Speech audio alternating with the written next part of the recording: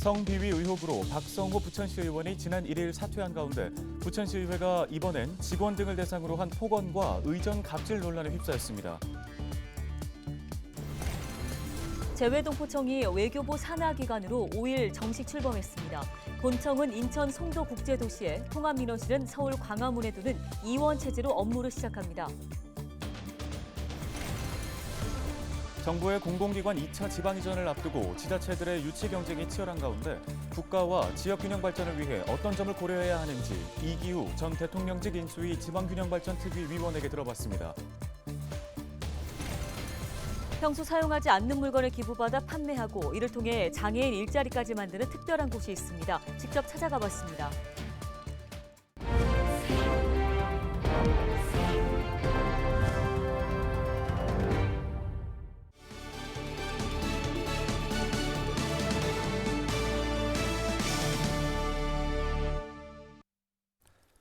시청자 여러분 안녕하십니까? 헬로티비 뉴스입니다. 첫 소식입니다. 성비위 의혹으로 박성호 부천시 의원이 지난 1일 사퇴한 가운데 부천시의회가 이번엔 갑질 논란에 휩싸였습니다. 부천시의회 국민의힘 소속 박혜숙 의원은 최근 정례회 본회의 신상 발언을 통해 지난 4월 초 6박 8일 일정으로 실시한 재정문화위원회 공무국외 출장에서 재정문화위원장이 현지 여행사와의 마찰을 빚고 부천시의회 직원 등을 대상으로 폭언과 의전 갑질을 했다고 주장했습니다.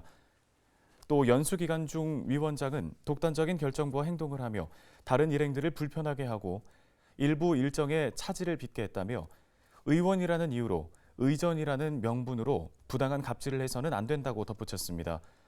이에 대해 더불어민주당 소속 이문분 재정문화위원장은 유럽 현지와 업무 방식 차이 등을 이유로 소통에 다소 문제가 있었지만 독단적 결정이나 불화, 의전을 이유로 한 갑질은 없었다고 반박했습니다. 그러면서 이미 관계 의원들에게 사과 의사를 분명히 전달했다고도 설명했는데요. 부천시의회 재정문화위 등 3개의 상임위는 지난 3월 말부터 4월 중순에 걸쳐 프랑스와 독일, 이탈리아 등 유럽 지역으로 공무국외 출장을 다녀왔습니다. 재외동포청이 외교부 산하기관으로 5일 정식 출범했습니다. 본청은 인천 송도국제도시에, 통합민원실은 교통 등 접근성을 고려해 서울 광화문에 두는 이원 체제로 업무를 시작합니다.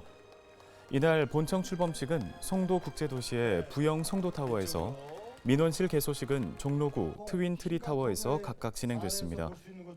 초대 청정에는 이기철 재외동포 영사대사가 취임했는데요.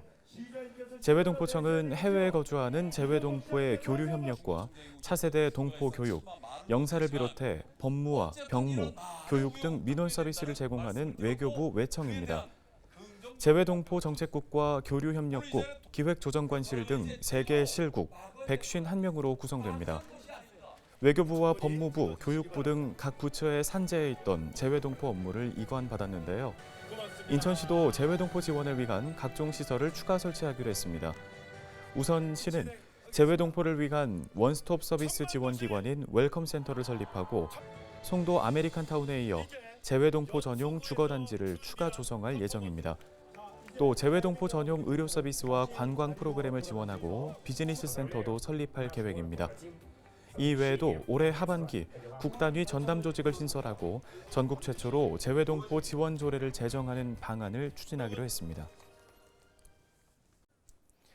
미주 한인 이민 120주년 기념으로 미국 로스앤젤레스부터 태평양 요트 횡단을 시작한 원정대가 종착지인 인천에 도착해 92일 만에 여정을 끝마쳤습니다.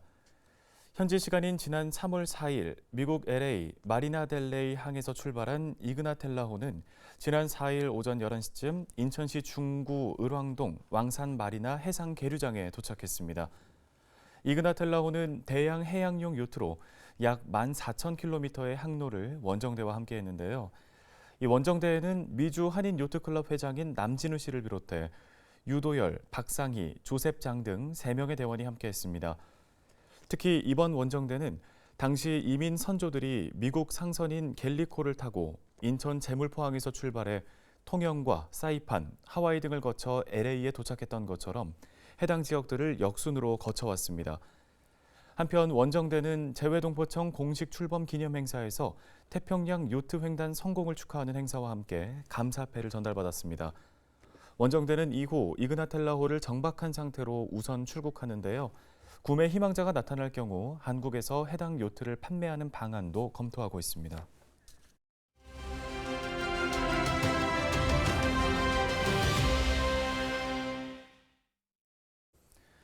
정부의 공공기관 2차 지방 이전을 앞두고 지자체들의 유치 경쟁이 치열합니다.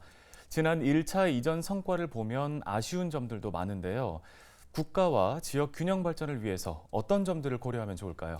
네, 지난해 대통령직 인수위 지방균형발전특위위원이었던 인하대 이기호 법학전문대학원 명예교수의 이야기 들어보겠습니다.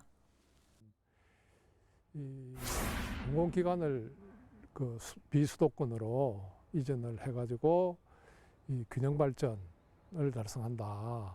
또 그래서 지방의 인구 유출을 막을 뿐만 아니라 오히려 수도권의 인구를 지방으로 분산시키는, 전체적으로 보면 그 인구 분산이라든가 이런 데는 뭐 어느 정도 성과가 있었다. 문제는 2018년부터는 이전하는 인구보다 다시 수도권으로 올라오는 인구가 훨씬 많아지게 되었다는 거죠. 그래서 이게 인구를 분산시키려는 그것이 그 목적이 달성되었느냐, 뭐 여기는 굉장히 좀 깊이 생각해 봐야 될 것이 있고요. 다만 이제 또 긍정적으로 평가되는 건 이런 겁니다. 그 지역 인재들이 그 한 34% 정도 2021년의 경우, 재작년이죠. 한 34% 정도가 지역 인재로 충당이 되었다 이러는데, 그건 그 지역에 사는 사람이니까 인구 분산하고는 관계가 없어요. 전면 이 대도시로부터 멀리 떨어진 이러한 지역은 그 기대했던 효과가 낮게 나오는 걸로 뭐 이렇게 이제 평가가 돼요. 그 지역의 인프라라든가 또 지역의 특성이라든가 이런 게 안 맞는 지역도 많이 나오고, 또 이 지역 경쟁력도 중요하지만 또 국가 전체의 경쟁력 이런 것도 중요한데, 그것이 그 국가 전체적으로 봤을 때 그 효율성의 면이나 뭐 이런 면에서 이제 떨어지는, 오히려 그 퇴보하는 이제 뭐 그런 경우도 나오고, 또 그것이 지금 또 다른 하나의 그 효율성도 중요하지만 그 균형 발전이라는 이런 면에서 뚜렷한 효과를 가져왔냐 하면 그걸 뭐 그렇게 기대했던 만큼 효과는 못 가져왔거든요. 그렇다면 2차 기관 이전을 할 때는 그런 점을 충분히 평가해서 그 신중하게 그 입지를 결정해야 되는 것이 아닌가. 그리고 어떤 기관을 이전할 것이냐 하는 것도 그 2013년부터 이제 본격적으로 이전할 때처럼 무조건 가라 뭐 이런 것보다는 그 관계기관하고 협의를 통해서, 또 그걸 유치하는 지방에서도 우리는 이런 조건을 제시하겠다, 그러면 여기 오면 이런 것이 좋다 하는 그런 근무 환경이라든지 입지 그 여건이라든지 뭐 이런 것을 함께 협의를 해서 그렇게 결정해야 될 사항이 아닌가 이렇게 봅니다. 가능하면 수도에 버금가는, 그러니까 이제 인구 이전이나 기업의 입지로 보면 그게 생활 환경이라든가, 그러니까 예를 들어서 뭐 그 공무원들의 경우 또는 기업들의 임직원의 경우 이런 경우 이제 그 지역을 이전을 하려면 그 지역에 기본적으로 교육, 의료, 문화적인 그런 환경이 조성이 돼야죠. 그게 대부분 그런 여건이 이제 갖추어진 게 대도시 주변이죠. 지역에 있는. 그렇다면 그 지역의 중심지로 이전하는 것이 오히려 그 인구 분산 효과라든지 일자리 창출 이런 쪽에 더 효과적이지 않을까.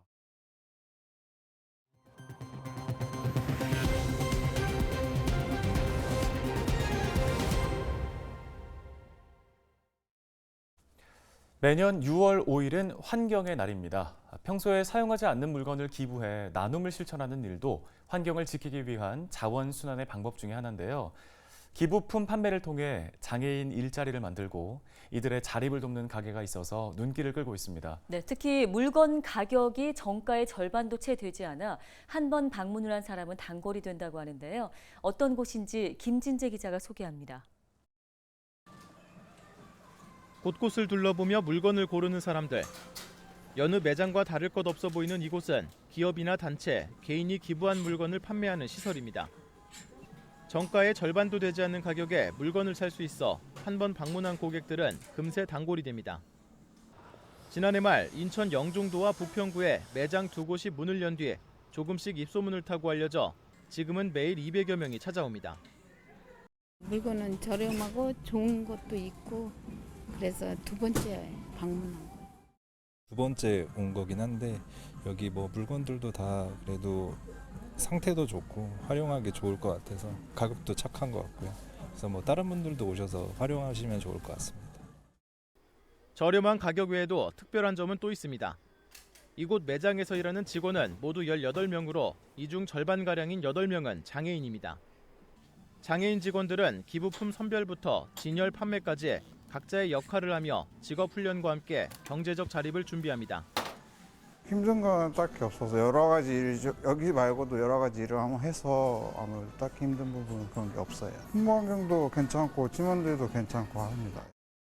상품을 기부받아서 그것을 판매해서 그 수익을 통하여서 장애인들에게 급여를 제공함으로 인해서 장애인들이 자립할 수 있고 경제적으로 평안한 삶을 살 수 있도록 도와주는 그런 회사라고 생각하시면 됩니다.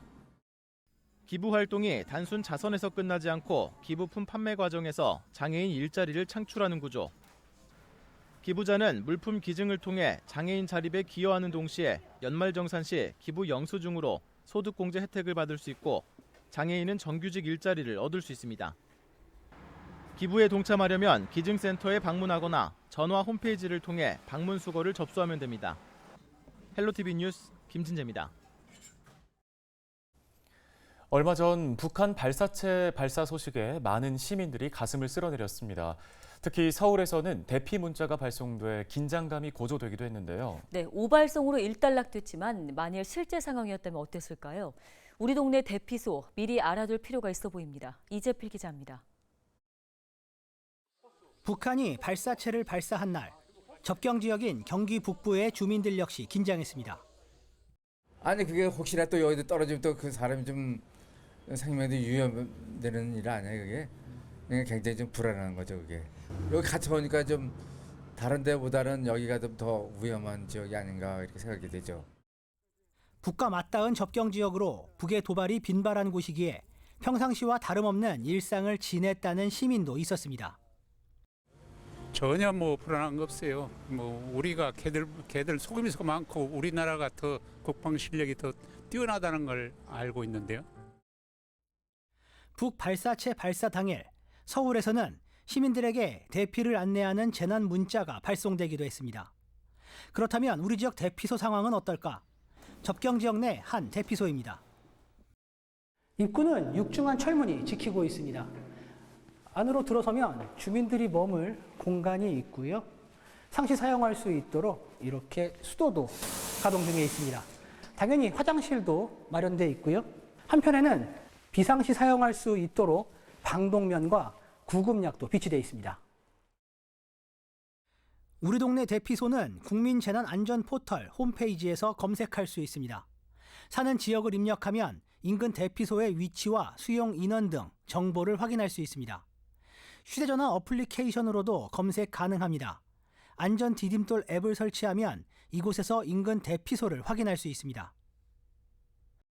민방위 경보 사이렌, 긴급 재난 안전 문자, 무선 마을 방송을 통해 대피 안내를 실시하게 됩니다.